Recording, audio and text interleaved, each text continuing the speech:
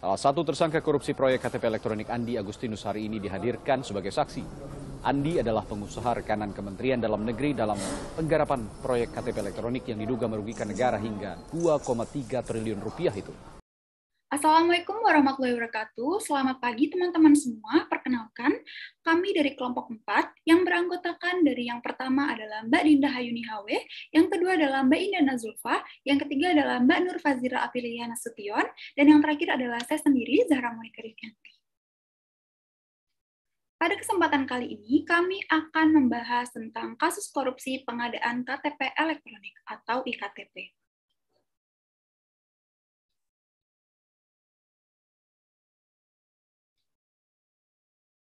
Kartu tanda penduduk berbasis nomor induk kependudukan secara nasional atau KTP elektronik adalah dokumen kependudukan yang memuat sistem keamanan atau pengendalian, baik dari sisi administrasi ataupun teknologi informasi dengan berbasis pada database kependudukan nasional.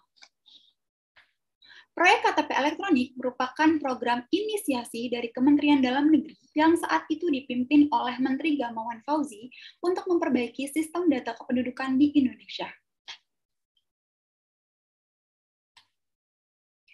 Kronologi kasus. Pada bulan November tahun 2009, Gamawan Fauzi selaku Mendagri mengirimkan surat kepada Menteri Keuangan dan Kepala Bappenas untuk perubahan sumber pembiayaan proyek penerapan iktp, yakni yang semula dibiayai dengan menggunakan pinjaman hibah luar negeri atau PHLN menjadi bersumber dari anggaran rupiah murni. Selanjutnya, pada bulan Februari tahun 2010, Ketua Komisi 2 DPR, Burhanuddin Napitupulu, meminta sejumlah uang kepada Irman selaku Direktur Jenderal Kependudukan dan Catatan Sipil Kemendagri dengan tujuan agar usulan anggaran yang diminta Kemendagri disetujui Komisi 2 DPR. Pada akhirnya, proses pemberian fee akan diselesaikan oleh Andi Narogong selaku pengusaha yang memfasilitasi hubungan DPR dengan Kemendagri. Selanjutnya, pada bulan April tahun 2010, Andi Narogong dan perwakilan Kemendagri, yakni antara lain adalah Irman, Sugiarto, dan Diah Anggraini, mengadakan pertemuan dengan Setia Novanto, yakni selaku Ketua DPR RI fraksi Partai Golkar. Dan pada pertemuan itu, Setia mengatakan dukungannya dalam pembahasan anggaran proyek iktp.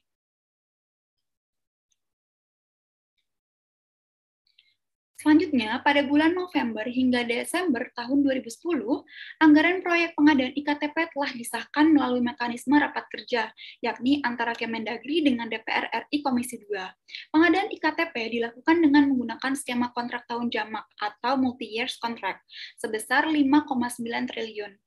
Nah, 5,9 triliun ini akan dibagikan menjadi dua proporsi. Yang pertama adalah 51% akan digunakan untuk belanja modal proyek real, dan 48% akan dibagi-bagikan dengan rincian 7% akan dibagikan kepada pejabat Kemendagri, 5% akan dibagikan kepada anggota Komisi 2 DPR, 11% akan dibagikan kepada Setia Novanto dan Andi, dan 11% lainnya akan dibagikan kepada Anas dan Nazarudin. Nah, sisanya 15% ini akan diberikan sebagai keuntungan pelaksana pekerjaan atau rekanan.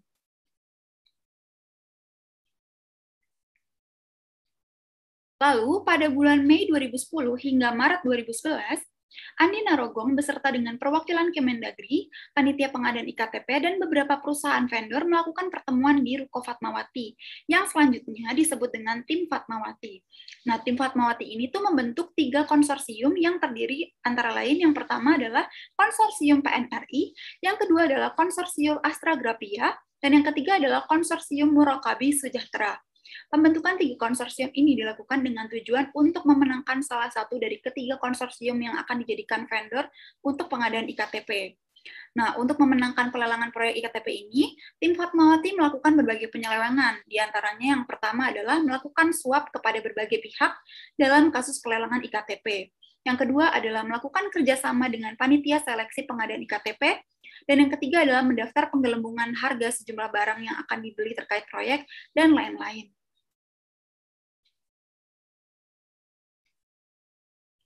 Selanjutnya, pada bulan Juni tahun 2011, Gamawan Fauzi, yakni adalah selaku Mendagri, menetapkan konsorsium PNRI sebagai pemenang tender proyek IKTP. Nah, pemenangan tender ini sudah diatur memang sejak awal. Konsorsium PNRI ini tetap dimenangkan meskipun sejumlah syarat belum terpenuhi. Lalu, pada bulan Maret tahun 2011, konsorsium PNRI belum menyelesaikan pengadaan belangko IKTP sebanyak 65.340.367 keping dengan nilai sejumlah 1.045.445.868.749 rupiah. Namun, pembayaran kepada pihak PNR ini tetap dapat dilakukan. Gamawan meminta penambahan anggaran dalam APBNP tahun 2012. Nah, atas permintaan Sugiarto, Andi Narogong memberikan sejumlah uang kepada Markus Nari selaku anggota Komisi 2 DPR RI sejumlah 400.000 US dollar melalui Sugiarto guna untuk memperlancar pembahasan anggaran tersebut. Lalu, pada bulan Desember tahun 2011, DPR ini menyetujui APBN tahun 2013 yang di dalamnya turut memuat anggaran untuk proyek IKTP, yakni sebesar 1.492.624.798.000 rupiah.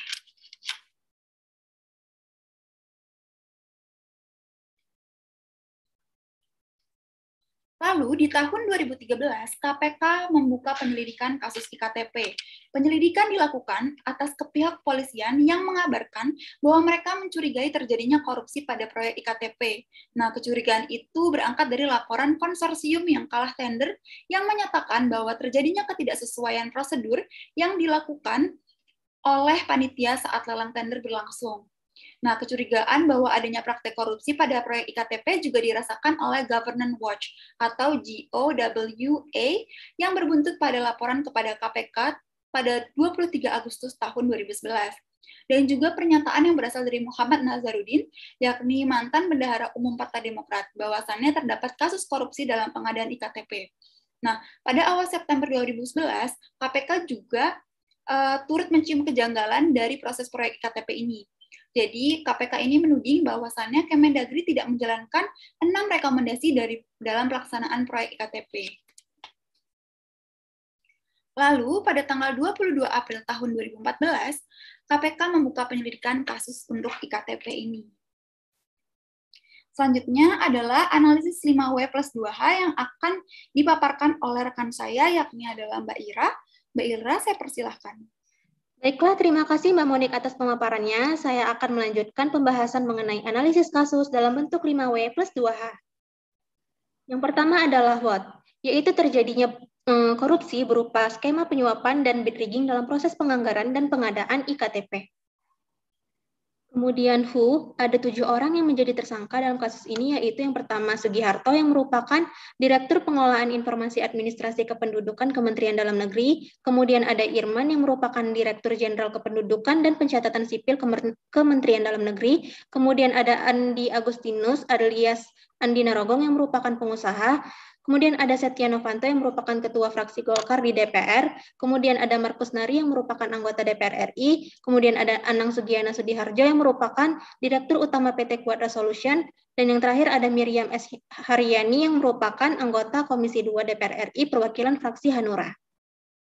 Kemudian when, perencanaan dimulai pada akhir tahun 2009 dengan melakukan pembahasan RAPBN, kemudian pada tahun 2013 awal KPK mulai membuka penyidikan. Lalu where, pertemuan-pertemuan dilakukan di berbagai tempat sekitaran Jakarta seperti di kantor Direktorat Jenderal Kependudukan dan Catatan Sipil Kementerian Dalam Negeri, di Ruko Fatmawati, di berbagai hotel, di gedung DPR RI, dan lain sebagainya.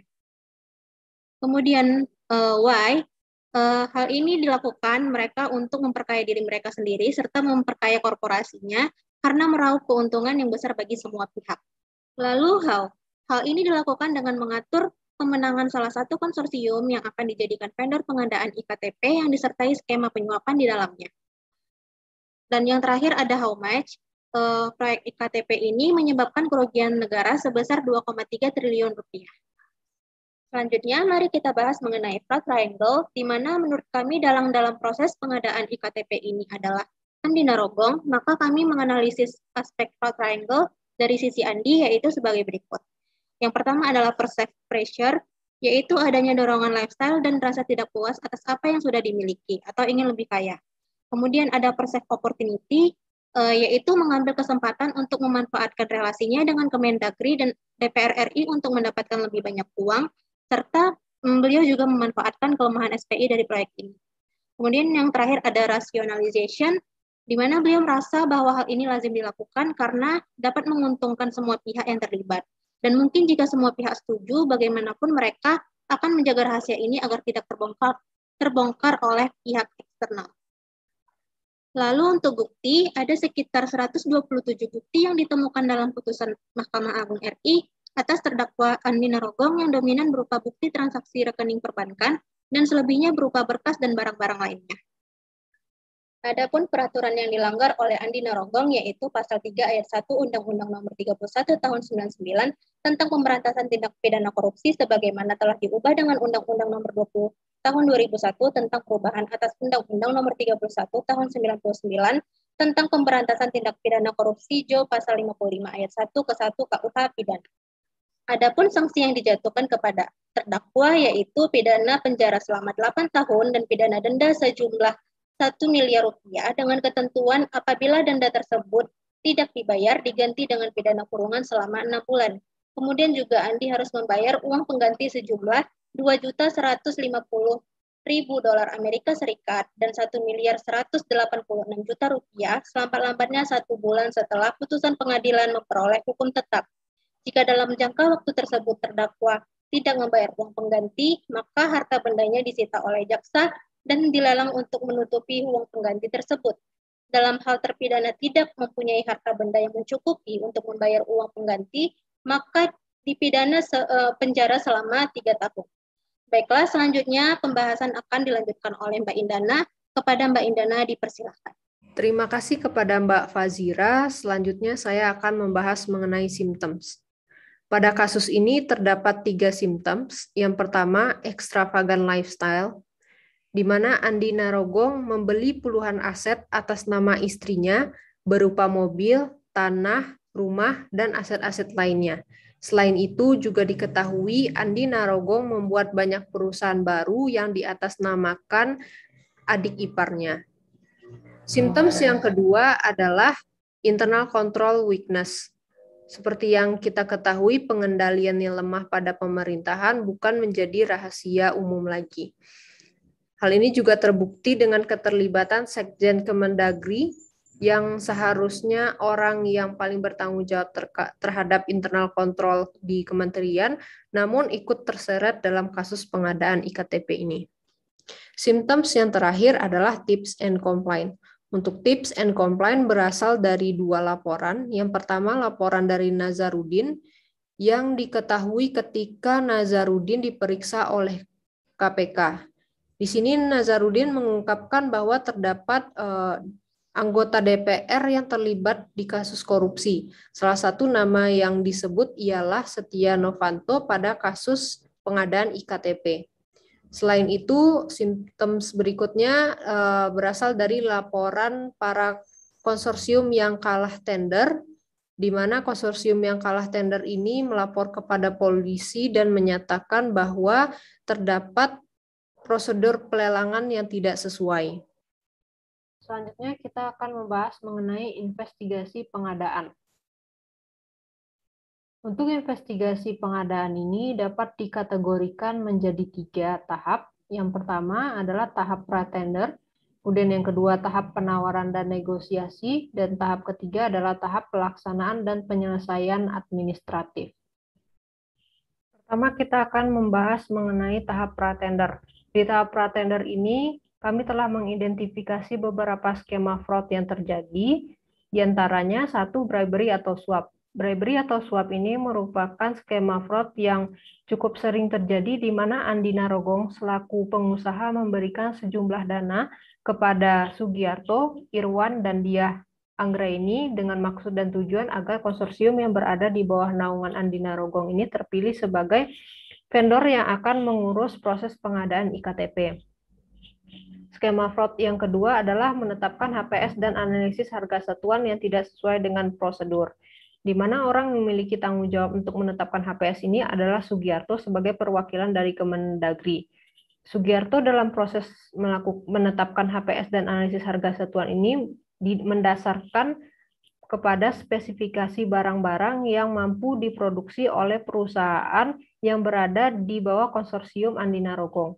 Selain itu, penentuan harga satuannya juga telah di-markup dan tidak memperhatikan diskon-diskon barang. Skema fraud berikutnya adalah merubah persyaratan tender dengan melakukan penggabungan 9 lingkup pekerjaan. Proyek IKTP ini pada awalnya merupakan tender yang terdiri dari 9 lingkup pekerjaan. Namun pada akhirnya pekerjaan-pekerjaan ini disatukan menjadi satu tender besar dengan maksud agar perusahaan-perusahaan yang besar saja yang mampu mengikuti tender ini, sehingga persaingan juga tidak terlalu ketat. Selanjutnya, skema fraud berikutnya adalah adanya kerjasama antara tim Fatmawati dengan panitia pengadaan. Dalam proses penyusunan dokumen pelelangan, tim Fatmawati ini dibantu oleh Husni Fahmi selaku ketua tim teknis dan juga dibantu oleh Derajat Wisnu Setiawan selaku ketua panitia pengadaan barang dan jasa di lingkungan Kemendagri. Selanjutnya kita akan masuk ke tahap penawaran dan negosiasi. Di tahap ini juga terdapat beberapa skema fraud yang telah kami identifikasi. Yang pertama adalah adanya konsorsium PNRI dan konsorsium Astragrapia yang tetap diloloskan oleh panitia pengadaan dalam tahap administrasi meskipun tidak melampirkan ISO 9001 dan ISO 14001. Di mana sertifikat ISO ini merupakan persyaratan administrasi dari proses pelelangan IKTP. Kemudian skema fraud yang kedua adalah tetap meloloskan konsorsium PNRI dan Astragrapia walaupun tidak memenuhi persyaratan mandatori berupa pengintegrasian key management system dengan hardware security module. Untuk skema fraud berikutnya akan dijelaskan oleh Dinda. Kepada Dinda dipersilahkan. Baik, terima kasih Mbak Indana. Mari kita lanjutkan ceritanya.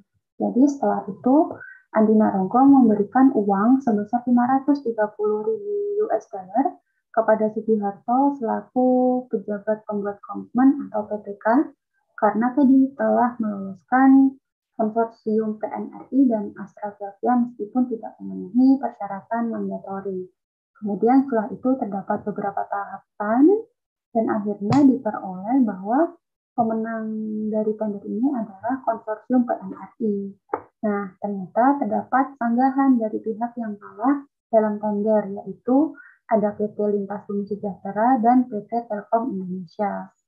Nah, masa sanggahan mereka ini adalah memakan waktu selama 5 hari. Namun, dalam masa sanggahan tersebut, panitia itu tetap mengumumkan bahwa pemenang dari tender adalah konsorsium PNRI. Dan kemudian juga diikuti dengan penandatanganan kontrak kerjasama atas pengadaan IKTP ini pada tahun anggaran 2011 dan 2011. Padahal secara administratif, untuk pengumuman pemenang dari tender, kemudian penandatanganan kontrak tidak boleh dilakukan sebelum masa sanggah selesai. Kemudian terkonfirmasi apa yang telah disampaikan oleh rekan-rekan saya di depan, bahwa benar terjadi adanya korupsi dengan skema bribery tip teaching, di mana terdapat pengajuan 3 konsorsium dari satu pihak. 3 konsorsium ini ada PNRI, Astragrapia, Murakabi Sejahtera, yang mana mereka ini bersekongkol untuk mengarahkan kemenangan kepada konsorsium PNRI. Kemudian terkait dengan tahap pelaksanaan dan penyelesaian administrasi, ternyata di sini konsorsium PNRI itu menggunakan subkontraktor dalam melakukan pekerjaan. Sedangkan jika telah tertulis dalam kontrak telah disepakati bahwa semua pekerjaan itu tidak boleh disubkontraktorkan kecuali seizin dari izin tertulis dari PPK-nya. Kemudian dilakukan juga perubahan adendum dari kontrak. Untuk apa? Ini agar konsorsium PNRI tetap dapat menerima pembayaran meskipun sebenarnya konsorsium PNRI ini belum menyelesaikan tugasnya sesuai dengan apa yang tercantum di kontrak. Kemudian setelah akhir penyelesaian, konsorsium PNRI ini sebenarnya masih tidak dapat memenuhi target pekerjaan sesuai dengan kontrak.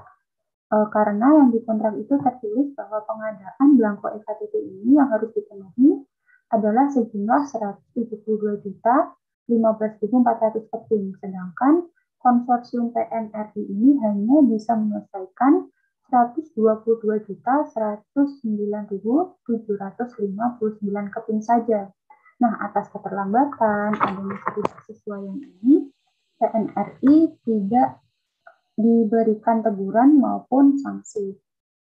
Nah, oleh karena itu, terdapat bribery lagi yang dilakukan oleh AN atau Andi Narogong ini yang memberikan uang kepada Irman sebesar 700.000 US dollar ini untuk dibagikan kepada rekan-rekan Kemendagri-nya sebagai tanda terima kasih dari Andi Narogong kepada mereka.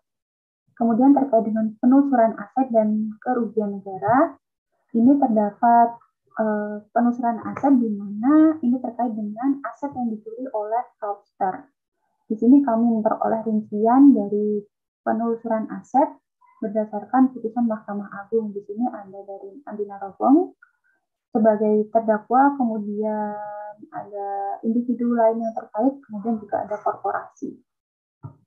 Kemudian terkait dengan kerugian negara berdasarkan laporan hasil audit yang dilakukan oleh Badan Pengawas Keuangan dan Pembangunan Republik Indonesia menyebutkan bahwa rangkaian dari perbuatan para terdakwa ini secara bersama-sama telah mengakibatkan kerugian keuangan negara sebesar 2,3 sekian triliun. Baik, sekian presentasi dari kelompok 4. Ada kurang lebihnya kami mohon maaf. Sampai jumpa di kelas. Wassalamualaikum warahmatullahi wabarakatuh. Selamat pagi, selamat siang, selamat sore, selamat malam semuanya.